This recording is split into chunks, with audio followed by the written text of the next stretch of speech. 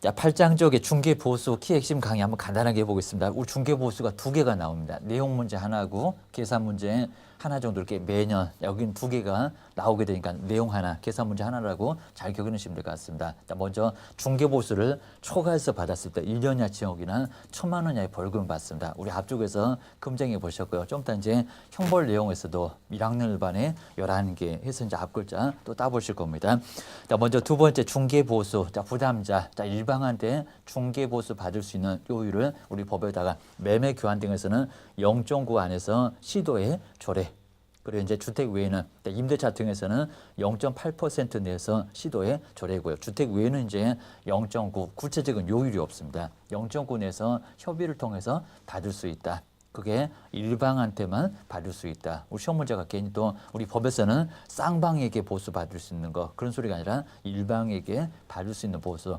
그 일방에서 받을 수 있는 보수를 각각 똑같이 받으니까 일방한테 받을 수 있는 보수 그걸 정해놓고 있습니다. 자, 그렇게 해서 한 세 번째 줄에 이렇게 일방 꼭 주의하시고요. 그 다음 이제 세 번째가 중개보수는 언제 발생, 언제 청구를 할까요? 여기는 아주 중요합니다. 자, 먼저 중개보수는 받는다는 게 아니라 중개보수는 언제 발생할까요? 성립할까요? 자, 중개보수 발생은 중개계약 때 꼭 기억해 놓으시고요. 자, 먼저 중개 하나 부탁합시다. 알았다. 매매계약서 쓰는 시점이 아닙니다. 자, 중개계약 때 이미 발생했고요. 자, 대신에 청구할 수 있는 발생이 아니라 조건부니까 여기는 청구는 안 되고요. 청구는 거래가 완벽하게 끝났을 때 거기서 이제 청구를 할 수가 있습니다. 그러니까 발생했을 때하고 청구 시기는 다르다.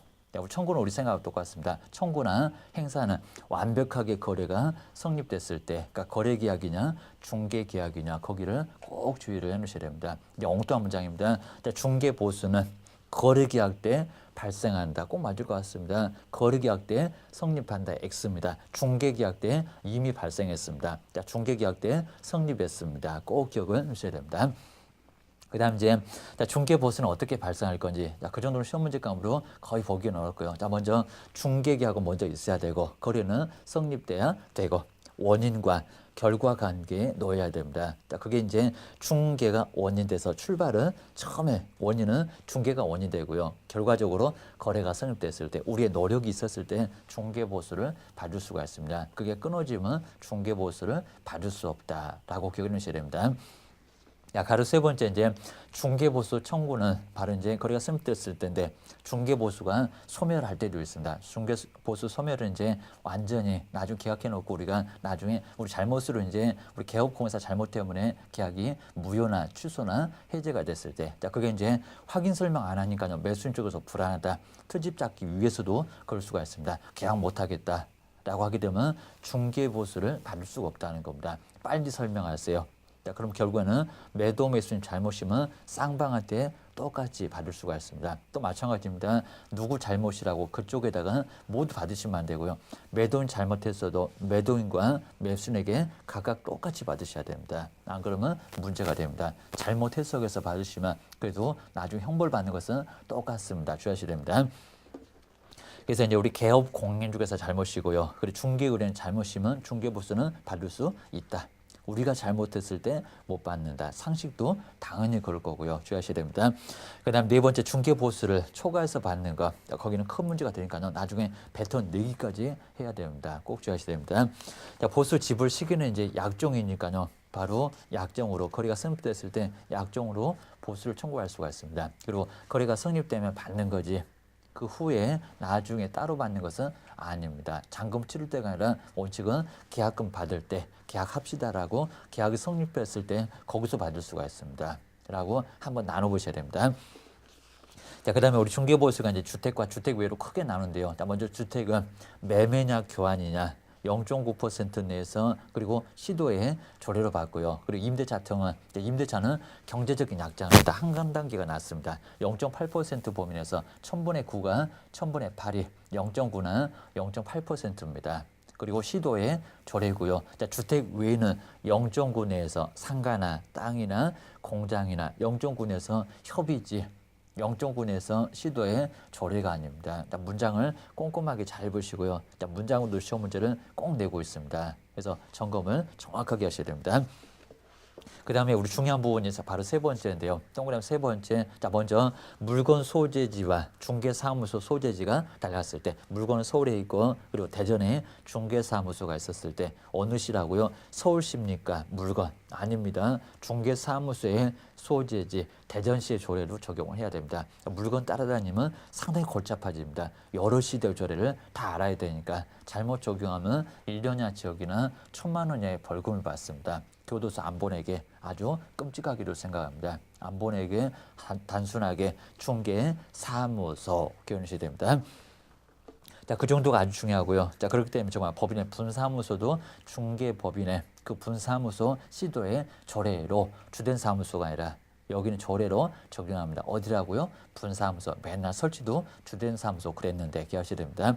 그 다음에 가로 2번에 주택외. 주택외는 0.9% 내에서 시도의 조례가 아니라 협의. 0.9% 내 1000분의 9도 꼭 밑줄 하시고 협의도 동그라미를 잘 해놓으셔야 됩니다. 아주 중요한 부분. 시도의 조례 그건 주택. 이라고 깡 나누어서 기하셔야 됩니다. 자, 세 번째가 복합 건축물이 나왔습니다. 아랫부분 상가, 위에는 주택. 2분의 1 이상이었을 때 얘는 통째로 주택으로 보고요. 그럼 시도에 조례로 가야 됩니다. 대신에 2분의 1 미만이었을 때 뭐가 주택 부분 2분의 1 미만이었을 때 상가가 50평 그리고 상가가 한 60평 주택이 40평 정도 됐을 때 통째로 상가입니다. 0.9% 내에서 협의를 통해서 받을 수가 있습니다. 그러니까 나눠서 기원하셔야 됩니다. 거꾸로 가시면 안 됩니다. 자, 다섯 번째 우리 보수 산정에서도 아주 중요한 부분이 자, 먼저 가로 2번 쪽에서 이제 자, 먼저 매매는 거래 금액에다 요율. 네, 교환이 이제 애매합니다. 자, 교환은 자, 물건을 바꾼 거니까요. 3억과 4억. 어떻게 할까요? 각각일까요? 아닙니다. 평균일까요? 또 아닙니다. 조금도 아닙니다. 큰 금액. 그러니까 3억이 아니라 4억이면 그 4억으로 적용해서 각각한테 똑같이 받으시라는 겁니다. 그래서 이제 교환은 뭐라고요? 높은 또는 큰에다가 X 해놓으실 게 이제 적은 X, 평균도 X, 각각도 X. 자, 그런 문장을 꼭 점검해 놓으셔야 됩니다.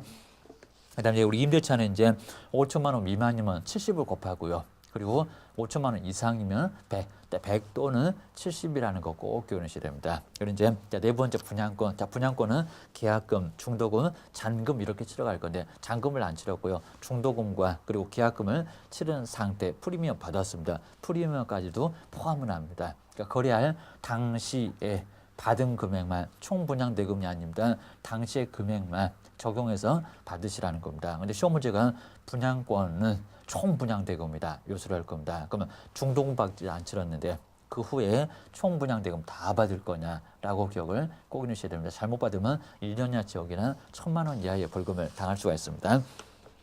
그리고 이제 여섯 번째가 동일한 중개 대상을 동일 3번 나옵니다. 아주 엄청나게 시험 문제 많이 나왔었고 별표 2개 정도는 꼭 넣으셔야 됩니다. 먼저 동일한 중개 대상을 우리 매도인이 집을 팔고 그 집을 떠나지 못하고 그 집에서 다시 전세 삽니다. 자기 집에서. 그래서 떠나지를 못하니까 불쌍해 매매만 받으라는 겁니다.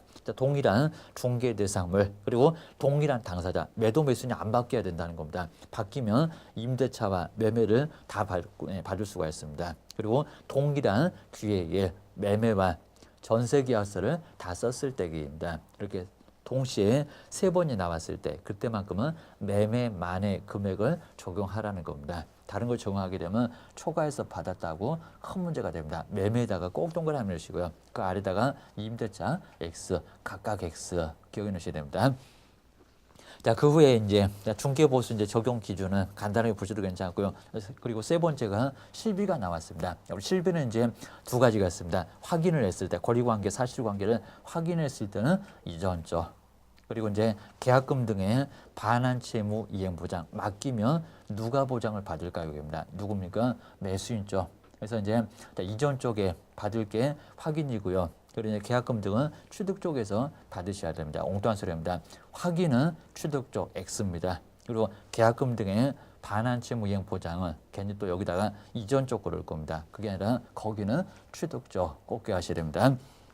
그래서 이제 실비는 누구한테 받을 건지 법에도 다 정해져 있으니까요. 그 정도 선으로 점검해 놓으시면 될 것 같습니다. 그리고 제재가 이제 마지막에 자 먼저 중개보수를 초과해서 받았을 때 행정처분은 등록 취소를 할 수 있다. 꼭 하여야 한다. 상대적이지 절대적은 아니고요. 형벌이 있습니다.